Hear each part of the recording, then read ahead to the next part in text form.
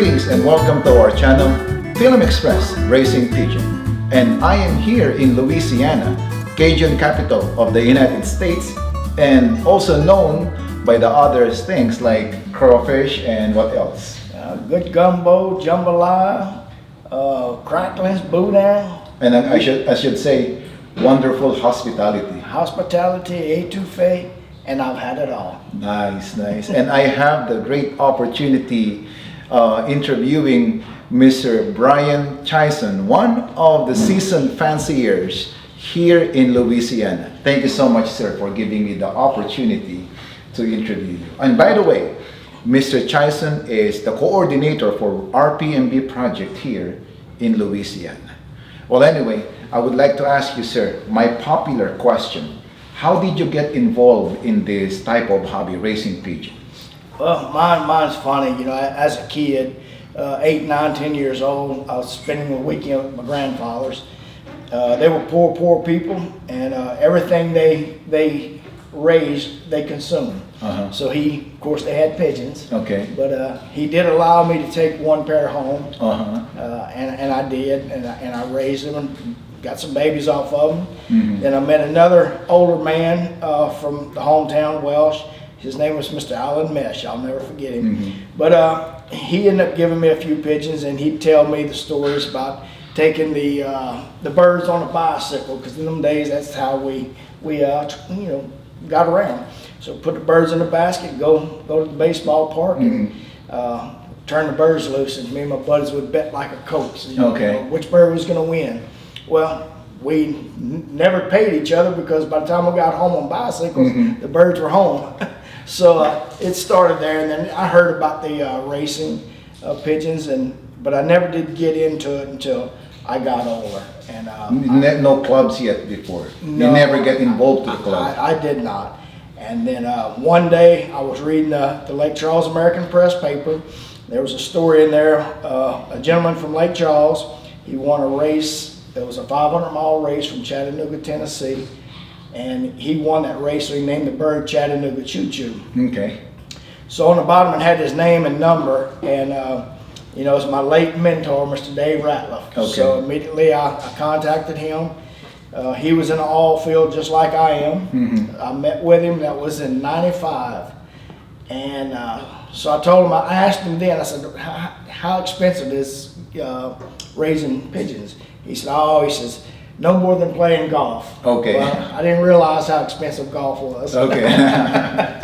So anyhow, in that same time, I was engaged and I got married, and I just couldn't get into pigeons then. But back in 2005, so there was a cut. There was a cut. Okay. So back in 2005, I decided, you know what, I'm gonna go ahead and get into some pigeons. So I contacted him again.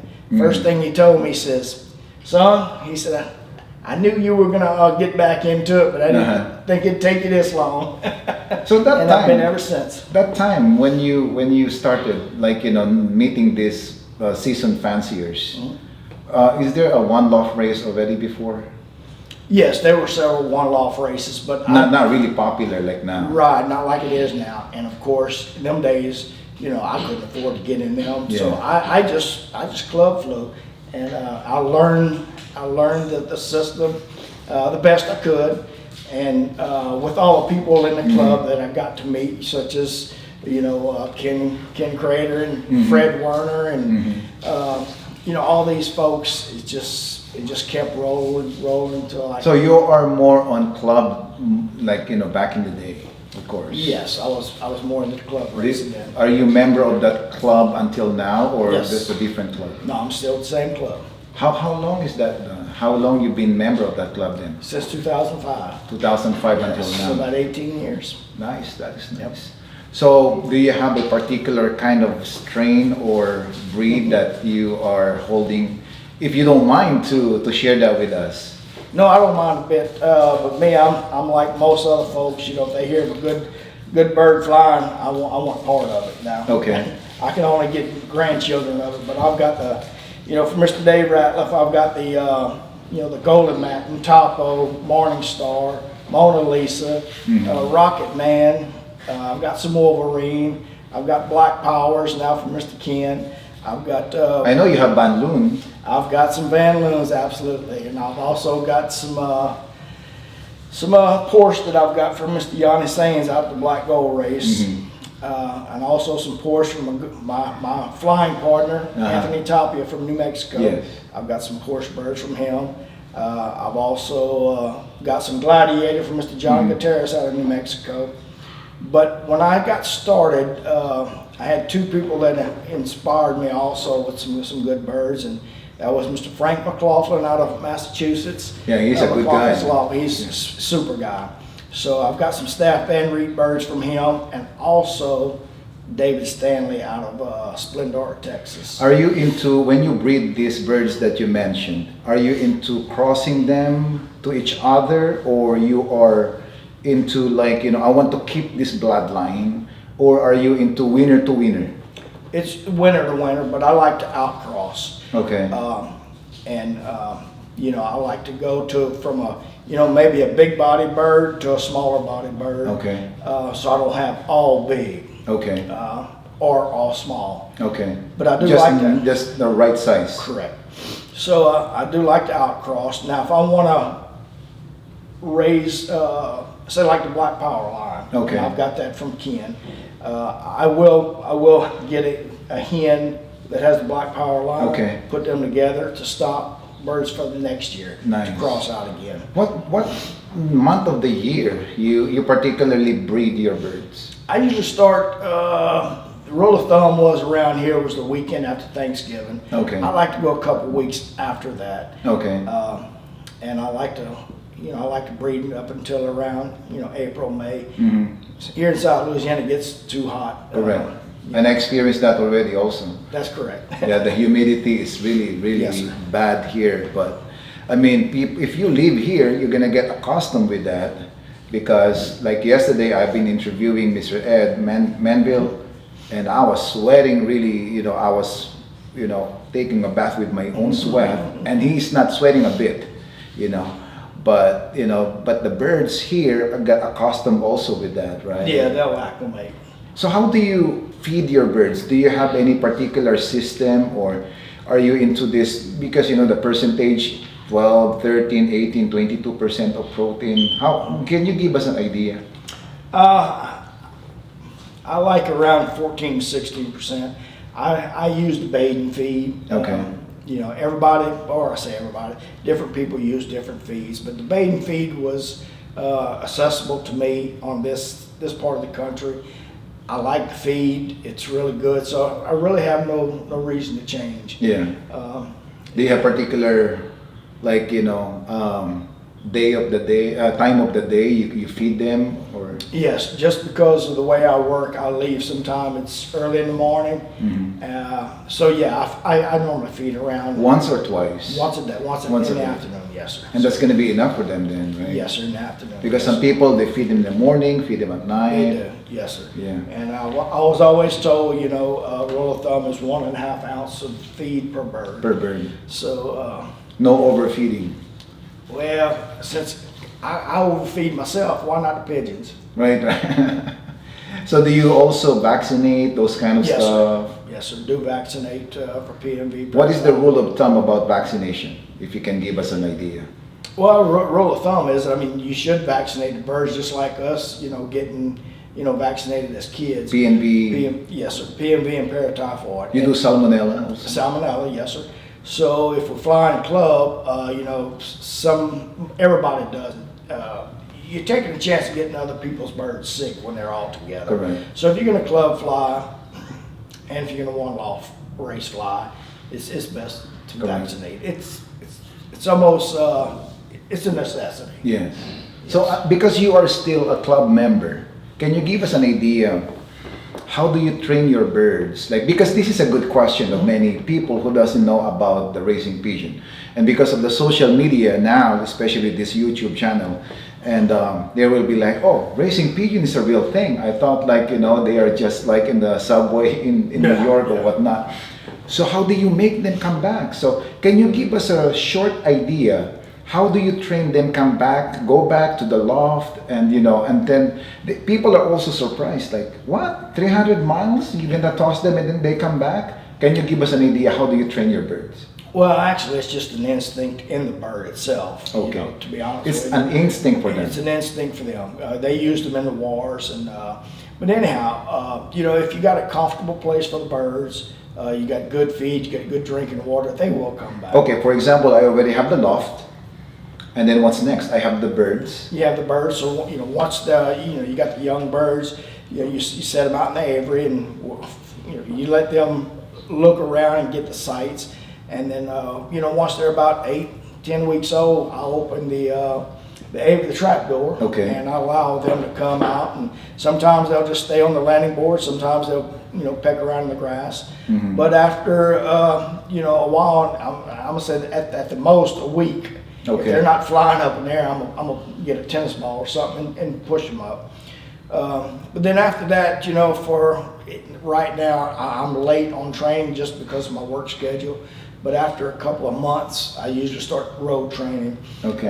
But like right now, my birds are routing. I mean, they'll go out of sight for an hour. So I know they're routing well, you know, 5, 6 miles. So for example, they are like loft flying, you know, flying around the loft and coming back already.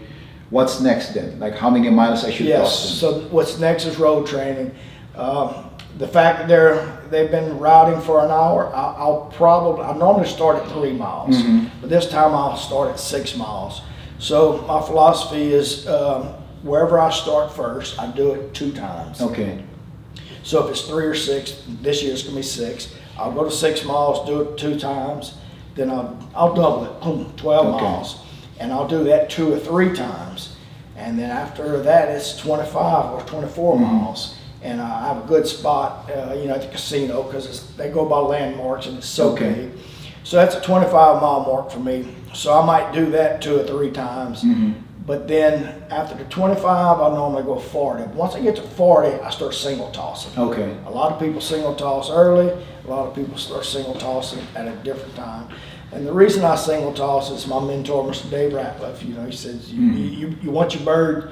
Every bird to know how to get home, not just follow the pack. Correct. So therefore, I single toss them, and when I do that, it's release a bird, and when it's out of sight, I don't see it no more. In other words, if it circles, you know, I won't release the second bird. But if it you know heads straight south, then I'll release the second bird. So do you have birds like particular for? Oh, this bird is for south, this bird is for north, this bird is for east. They can all do the same thing. You toss them in north, south, like, you know? I see what you're saying, yeah. Actually, I do all north tosses because that's where the races are from. However, I go to Texas a lot because of work. So I may drive, you know, 100 miles into, say, Baytown, and then release my birds and they'll come home. Or I'll come to New Iberia, which is 70 miles, you know, southeast miles. I'll release them there. But to say that I'll do a 10-mile toss north, south, east, and west, no, I don't do that. Because in the Philippines, you know, as you all know, that I was born and raised in the Philippines, and we also have, you know, raising pigeons in the Philippines. There are some challenges, like for example, north race, south race, west and east race. So we have particular birds that are for north, south, east, west, something like that. That's interesting. Yeah, what I realized here in the U.S., it's about, you know, the club. Well, maybe because of the clock also. Right. You know, the clock, because in the Philippines, not everybody already have the benzene or, you know, the towers or whatnot. It's really way too expensive for someone to afford it.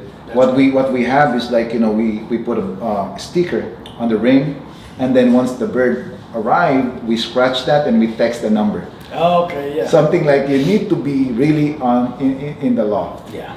So can you tell us something like when you said that you stopped from having pigeons, right? And you got married.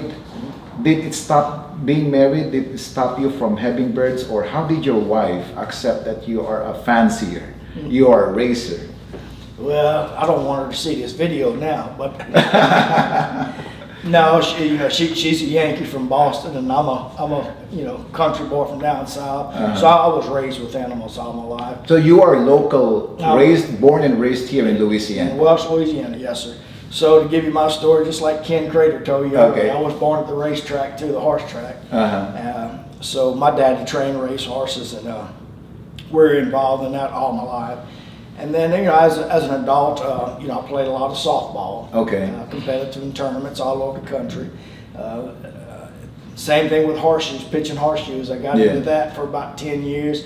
Pitched in 3 world tournaments. I've got 4 state championships. Mm-hmm. And when I got out of that, I needed another hobby. Correct. So I just got back into the You went back to your first love. First passion. Your first passion. I call it first love because it's a first passion. Yes. So, my wife don't mind me having it, but if I ask her to go out like feed the birds or water the birds or do this, it ain't happening. It's not happening.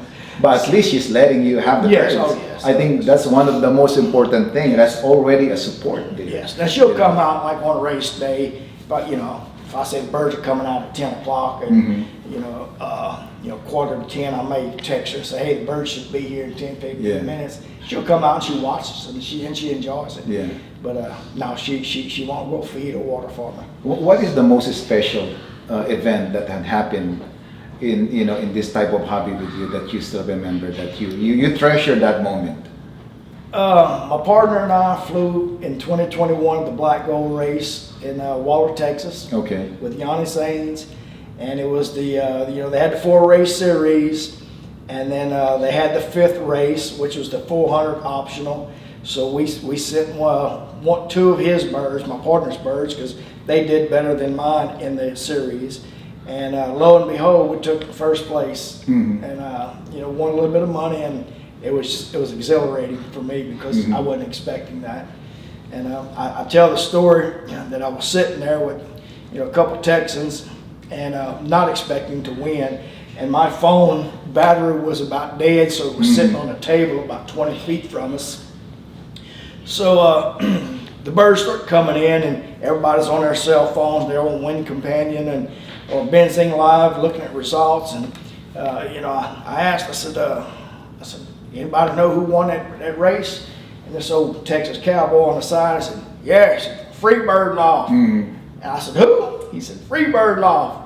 And that's my loft. So I took off running to my phone, and it was on silent.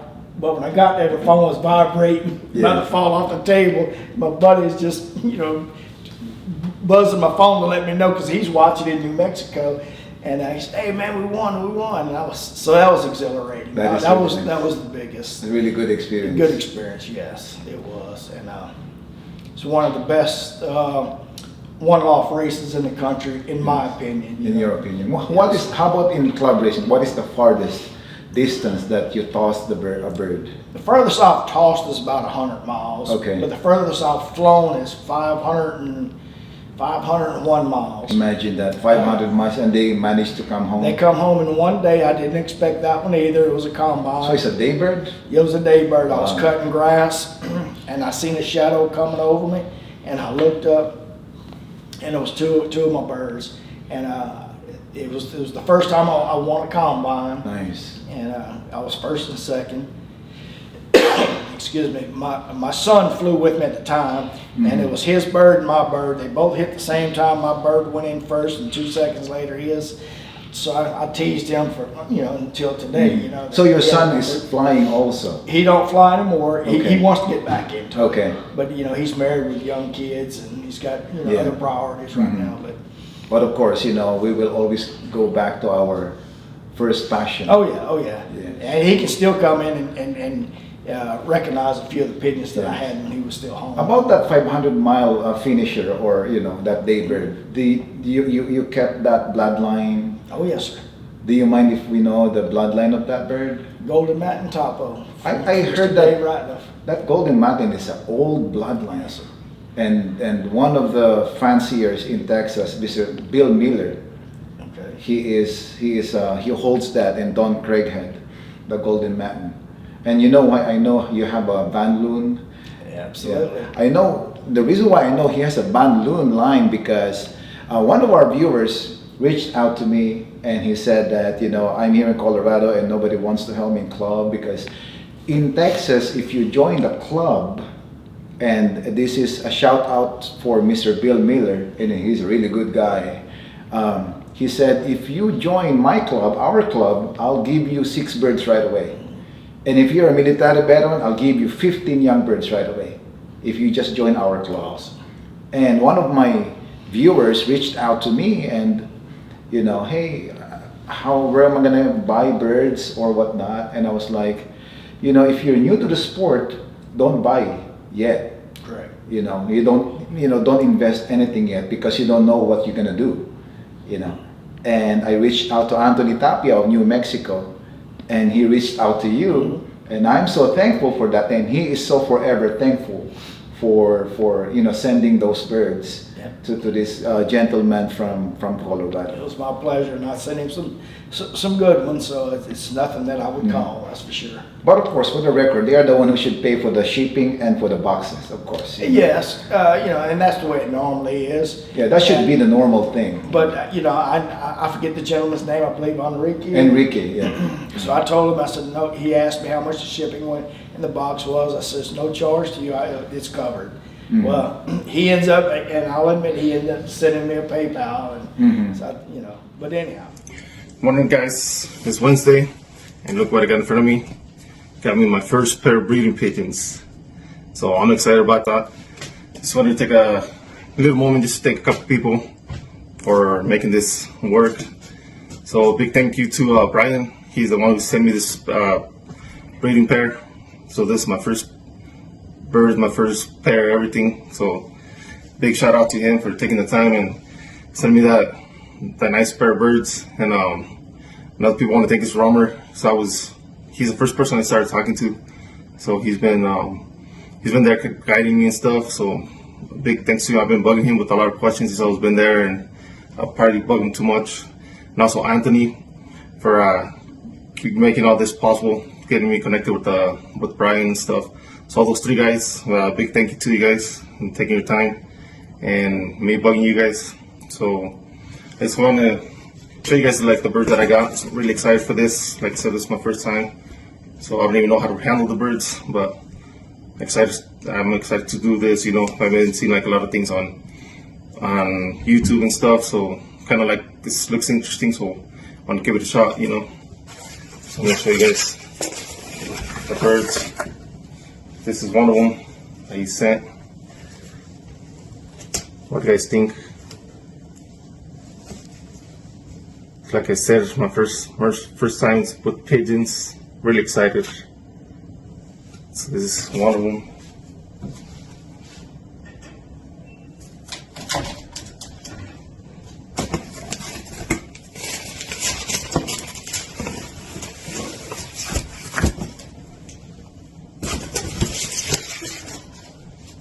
This is the second one.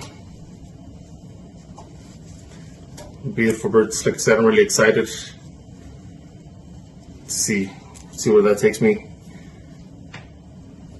And yeah, so big thank you to all you guys, Brian. Thanks so much. I really like him. So thank you for taking all your time and stuff. No, I like to help people This out. is the main thing about this sport. We love to help new flyers. Yeah. But of course, if you're already flying like 10 years, don't expect for free birds anymore. Right, absolutely. Well, you know, the thing is you know, I've been in the sport long enough to have met some people, as you called Ken earlier, legendary.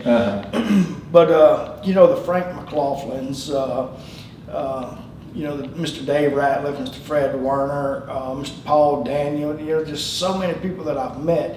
Even Ken, I've gotten birds from him. Frank McLaughlin has sent me some fantastic birds, and my wife, believe it or not, she was raised 1 mile from where Mr. Frank lives today, and they never knew each other, nor did she know about pigeons in those days. But there were so many people, even, you know, Yanni Sains, Anthony Tapia, I mean, so many people that have given me or sold me birds for cheap. So with that being said, you know, I like to pay it forward. There's nothing wrong with that. Like, you know, like what I said, like, you know, if you're 10 years flying already and you met a friend and you want to exchange bird or you want to help each other, hey, you have a golden matin and I have this particular bird that you want, why not? Help each other, right? That is about this. That is the camaraderie. That is the fun. Where's the fun if there's no helping each other? Absolutely. There's a competition, but there's also what? Assisting and helping each other. That's right. And I've got a good friend that used to fly local with us in our club here. He now lives in Splendor, Texas, but he flies the Derby Arona, excuse me, in the Canary Islands, and he buys birds back and brings them down, and he's given me the last 3 years, probably a bird each year from the Canary Islands that he buys, whether the bird was bred in Italy or the Netherlands, wherever. But he's trying to build a foundation family because that's the world's toughest race. So what is your advice for the new flyers? For example, they don't have any experience yet, but they watched and seen this YouTube channel and this interview, and they would like to get involved into this type of hobby. Okay, there's a couple things that I say is you find someone that has been in the sport and has done well, and you listen and not speak. So you listen to their advice. Correct. You don't think you know it all. But the other thing is get quality pigeons. For the reason I say that is being in the horse races years ago is you can't take a pasture horse and make a race horse out of it and bring it to the Kentucky Derby. And it's the same thing with a born pigeon, or you can't take a born or a bridge pigeon, take it home and breed it to another one and send it to a one-loft race. Correct. It's just not going to happen. It's all about genetics. Okay. Genetics, training, feed, vitamins, minerals, and just overall care of the bird. Correct. So if ever there is a local